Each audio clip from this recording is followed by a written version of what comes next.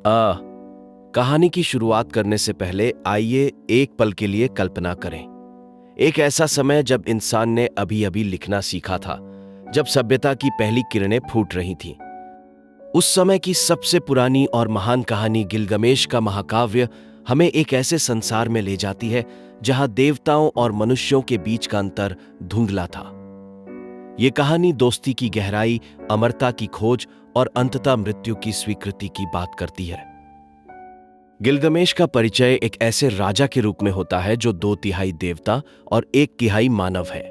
वो उरुक का शक्तिशाली राजा है, लेकिन अपनी सत्ता के मद में चूर, उसके अत्याचार से परेशान होकर उरुक के लोग देवताओं से मदद की गुहार लगाते हैं।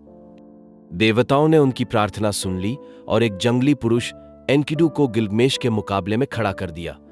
एनकिडू और गिलगमेश की पहली मुलाकात एक युद्ध के रूप में होती है, लेकिन यह लड़ाई उनके बीच की दोस्ती की नींव बन जाती है। दोनों अपने अपने संकल्पों में दृढ़ और साहसी थे, परंतु उनमें एक गहरी समानता थी। दोनों ही अपने अपने भाग्य को चुनौती देना चाहते थे। अब हम कहानी के पहले अध्याय की ओर बढ़ते हैं। उरुक के लोग गिलगमेश के अत्याचार से पीड़ित थे। राजा अपनी शक्ति का दुरुपयोग कर रहा था और जनता की कराहें आकाश तक पहुंच रही थीं। देवताओं ने इस पर विचार किया और निर्णय लिया कि गिलगमेश के लिए एक योग्य प्रतिद्वंदी की जरूरत है। इसीलिए उन्होंने एनकिडू को गढ़ा, एक ऐसा व्यक्ति जो प्रकृति के समीप था, जंगली जानवरों के साथ रहता था और मानव सभ्यता से अनजान था।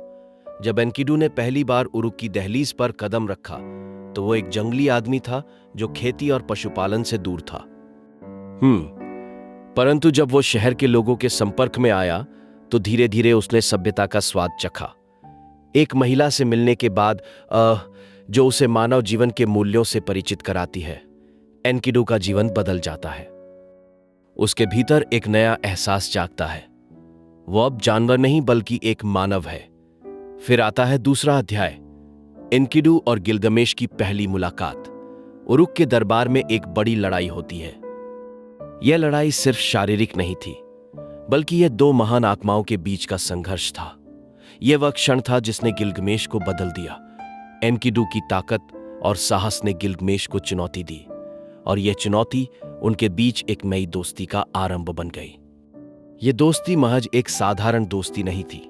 यह 2 शक्तिशाली व्यक्तित्वों के बीच का बंधन था, जिसने गिलगमेश को एक नया दृष्टिकोण दिया। एनकिडू ने गिलगमेश को यह सिखाया कि शक्ति का सही इस्तेमाल क्या होता है।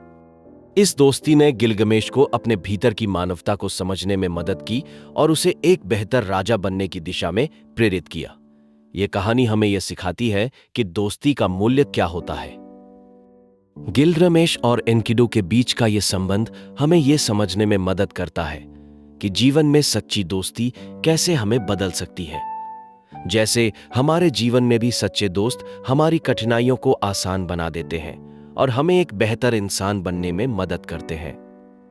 इस तरह गिलगमेश और एनकिडू की कहानी न केवल प्राचीन काल की गाथा है, बल्कि यह आज के समय में भी उतनी ही प्रासंगिक है। यह हमें यह सिखाती है कि जीवन में सच्चे मित्रों का होना कितना महत्वपूर्ण है और कैसे यह संबंध हमें जीवन के कठिन संघर्षों में भी आगे बढ़ने की शक्ति देता है। गिलगमेश का महाकाव्य इतिहास के सबसे प्राचीन महाकाव्यों में से एक है। इसके दूसरे अंक में हम गिलगमेश की यात्रा के दौरान सीखे गए कुछ महत्वपूर्ण सिद्धांतों और मनोवैज्ञानिक पहलुओं पर ध्यान केंद्रित करेंगे। गिलगमेश की कहानी महज एक कथा नहीं है, बल्कि यह जीवन के गहरे और जटिल पहलुओं को समझने का एक माध्यम है। गिलगमेश की कहानी हमें यह सिखाती है कि किसी भी यात्रा का सबसे महत्वपूर्ण हिस्सा वह सीख है जो हम अपने अनुभवों से प्राप्त करते हैं। गिलगमेश की यात्रा आत्म खोज की एक यात्रा थी। ये यात्रा हमें बताती है कि अपने भीतर की आवाज को सुनना और अपने वास्तविक उद्देश्य की खोज करना कितना आवश्यक है। जीवन में कई बार हम बाहरी चीजों के पीछे भागते हैं, लेकिन असली सफलता तब मिलती है जब हम अपने भीतर की सच्चाई को समझते हैं। गिलगमेश के जीवन का एक महत्वपूर्ण पहलू यह था कि उसने अपने दोस्त एनकिडू के साथ एक गहरी मित्रता का अनुभव किया। यह मित्रता उसे यह समझने में मदद करती है कि सच्ची खुशी और संतोष का स्रोत हमारे संबंधों में होता है। मनोविज्ञान भी कहता है कि हमारे सामाजिक संबंध हमारे मानसिक स्वास्थ्य को प्रभावित करते हैं। जब हम जीवन में अकेलापन महसूस करते हैं तो हमें मित्रता और संबंधों की आवश्यकता होती है। गिलगामेश की कहानी हमें यह सिखाती है कि दोस्ती और संबंधों का मूल्य हमारे जीवन में अपार होता है। अब हम गिलगामेश के जीवन के कुछ महत्वपूर्ण सिद्धांतों की ओर बढ़ते हैं। पहला सिद्धांत है साहस का। गिलगामेश ने अपनी यात्रा में बार बार साहस दिखाया। उसने अपनी सीमाओं को पार किया और अपने डर का सामना किया। यह हमें यह सिखाता है कि जीवन में आगे बढ़ने के लिए हमें साहस की आवश्यकता होती है। जब हम अपने डर को समझते हैं और उसे पार करते हैं, तभी हम अपनी वास्तविक क्षमता को पहचान सकते हैं। दूसरा सिद्धांत है आत्मविकास का। गिलगामेश ने अपनी यात्रा के दौरान न केवल बाहरी चुनौतियों का सामना किया, बल्कि उसने अपने भीतर के संघर्षों को भी समझा।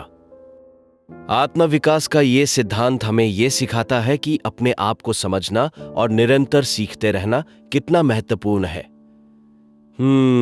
जीवन में आगे बढ़ने के लिए हमें अपने भीतर की संभावनाओं को पहचानना और उन्हें विकसित करना आवश्यक है। चौथा अध्याय हमें यह सिखाता है कि मृत्यु भी जीवन का एक हिस्सा है। गिलगामेश ने अपने दोस्त एनकिडू की मृत्यु से गहरा दुख अनुभव किया। यह घटना उसे यह समझने में मदद करती है कि जीवन क्षणभंगुर है और हमें हर पल का मूल्य समझना चाहिए। मृत्यु का भय हमें जीवन की सच्चाई को समझने से रोकता है, लेकिन जब हम इसे स्वीकार करते हैं तो हम जीवन को गहराई से जीने के लिए प्रेरित होते हैं। गिलगामेश की कहानी में प्राकृतिक तत्वों का भी एक महत्वपूर्ण स्थान है। मनुष्य और प्रकृति के बीच के संबंध को समझना और उसका सम्मान करना आवश्यक है। गिलगामेश ने प्रकृति के साथ अपनी यात्रा के दौरान एक गहरा संबंध अनुभव किया। यह हमें यह सिखाता है कि प्रकृति के साथ सामंजस्य में रहना कितना महत्वपूर्ण है। जब हम प्रकृति के साथ जुड़े रहते हैं तो हम अपने जीवन में संतुलन और शांति को अनुभव करते हैं। इन सिद्धांतों और मनोवैज्ञानिक पहलुओं का अध्ययन हमें यह समझने में मदद करता है कि गिलगामेश की कहानी हमारे जीवन के कई पहलुओं को छूती है। यह हमें अपने आप को बेहतर समझने और अपने जीवन में संतुलन और खुशी लाने की प्रेरणा देती है। गिलगामेश का महाकाव्य एक अद्वितीय स्रोत है जो हमारे जीवन को गहराई से समझने में मदद करता है। उसका साहस, मित्रता, आत्मविकास और प्रकृति के प्रति सम्मान हमें जीवन को एक नई दृष्टि से देखने के लिए प्रेरित करता है। अब हम गिलगामेश की महागाथा के तीसरे खंड में प्रविष्ट होते हैं। ये वो खंड है जहां गिलगामेश की यात्रा जीवन के गहरे सत्य और कर्म के सिद्धांतों का अन्वेषण करती है। यहां हम जानेंगे कि कैसे गिलगामेश और उनके साथी एनकिडू ने जीवन के वास्तविक अर्थ को समझा और उसे अपने दैनिक जीवन में लागू किया। पांचवा अध्याय बड़ा दैनिक जीवन का खाका। गिलगामेश और एनकिडू ने अपनी यात्रा के दौरान एक महत्वपूर्ण बात सीखी: हर दिन को एक नए अवसर के रूप में देखना। उन्होंने जाना कि जीवन में नियमितता का महत्व है। उन्होंने अपने दिन की शुरुआत प्रार्थना और ध्यान से की।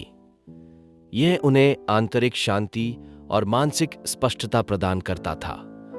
उन्होंने अपने शरीर को स्वस्थ रखने के लिए नियमित शारीरिक अभ्यास किया। यह उनके शरीर को ताकत और ऊर्जा प्रदान करता था, जो उन्हें अपने कर्तव्यों को पूरा करने के लिए आवश्यक थी। उन्होंने अपने दिन को छोटे छोटे कार्यों में बांटा। हर कार्य को पूरा करने के बाद वे खुद को प्रोत्साहित करते। ये उन्हें आत्मविश्वास और संतोष की भावना देता। गिलगामेश ने सीखा कि छोटे कदम ही बड़ी सफलता की दिशा में ले जाते हैं। छठा अध्याय व्यावहारिक नियम और उपकरण। गिलगामेश ने कुछ महत्वपूर्ण नियम बनाए जो उन्हें जीवन की कठिनाइयों से निपटने में मदद करते थे। पहला नियम था निर्णय लेने में धैर्य रखना। उन्होंने सीखा कि जल्दबाजी में लिए गए निर्णय अक्सर गलत साबित होते हैं। इसलिए उन्होंने हर निर्णय को सोच समझकर लेने का नियम बनाया। दूसरा नियम था ज्ञान का महत्व। गिलगामेश ने हर दिन कुछ नया सीखने का संकल्प लिया। उन्होंने महसूस किया कि ज्ञान ही वो शक्ति है जो उन्हें हर समस्या का समाधान दे सकती है। इसलिए उन्होंने अपने आसपास के लोगों से सीखना शुरू किया। वे समझ गए थे कि हर व्यक्ति के पास कुछ न कुछ सिखाने के लिए होता है। तीसरा नियम था मानव सहयोग और समर्पण। गिलगामेश और एनकिडू ने सीखा कि एकजुटता में शक्ति होती है। कोई भी कार्य अकेले नहीं किया जा सकता। इसलिए उन्होंने अपने साथियों के साथ मिलकर काम करने का निर्णय लिया। उन्होंने जाना कि जब लोग मिलकर काम करते हैं तो असंभव को भी संभव बनाया जा सकता है। इन नियमों के साथ गिलगमेश ने जीवन की अनिश्चितताओं का सामना किया। उन्होंने समझा कि जीवन में निरंतरता और अनुशासन का पालन करना ही सफलता की कुंजी है। ये नियम हर किसी के लिए प्रासंगिक है, चाहे वो किसी भी युग या परिस्थिति में हो। इस प्रकार गिलगमेश ने अपनी यात्रा के माध्यम से हमें यह सिखाया कि जीवन में सफलता पाने के लिए नियमितता, धैर्य, ज्ञान और सहयोग की आवश्यकता होती है। ये नियम आज भी उतने ही महत्वपूर्ण हैं जितने उस समय थे। गिलगमेश की यात्रा हम सभी के लिए प्रेरणा का स्रोत है। इस खंड के अंत में हम समझते हैं कि गिलगमेश की ये शिक्षाएं हमारे जीवन में कैसे लागू की जा सकती हैं। यह केवल प्राचीन कहानियां नहीं है, बल्कि हमारे रोजमर्रा के जीवन को समृद्ध बनाने के लिए अमूल्य दिशा निर्देश है। गिलगमेश के द्वारा स्थापित किए गए ये नियम हमें याद दिलाते हैं कि जीवन में सच्ची सफलता पाने के लिए हमें अनुशासन का पालन करना चाहिए और अपने कार्यों के प्रति समर्पित रहना चाहिए। गिलगमेश की महाकाव्य कथा के चौथे अंक में आपका स्वागत है। यहां हम गिलगमेश के जीवन की उन चुनौतियों की बात करेंगे जो उसने अपने सफर में पार की और कैसे उसने आदतों में महारत हासिल की जो अंततः उसके जीवन को प्रेरणादायक बना दें। सुनिए, जब गिलगमेश अपने दोस्त एनकिडू के निधन के बाद शोक में डूबा हुआ था, तब उसने पहले बार जीवन की अनिश्चितता को महसूस किया। उसने सोचा कि अगर एनकिडू जैसा शक्तिशाली योद्धा मृत्यु से नहीं बच सका तो उसका क्या होगा। यह विचार उसके जीवन का सबसे बड़ा रोड़ा बन गया। लेकिन इसी समय उसने महसूस किया कि यह जीवन ही सबसे बड़ा उपहार है और इसे जीने का सही तरीका ढूंढना ही उसका असली उद्देश्य होना चाहिए। गिलगमेश ने ठान लिया कि वो अमरत्व की खोज करेगा। ये यात्रा उसे उसके भीतर की गहराई में ले गई, जहां उसने अपनी कमजोरियों को समझा और उन्हें पार करने की राह खोजी। उसने ये भी जाना कि अमरत्व केवल शारीरिक रूप से नहीं, बल्कि अपने कार्यों और विचारों से प्राप्त किया जा सकता है। यह सोच उसके जीवन की दिशा बदलने वाली साबित हुई।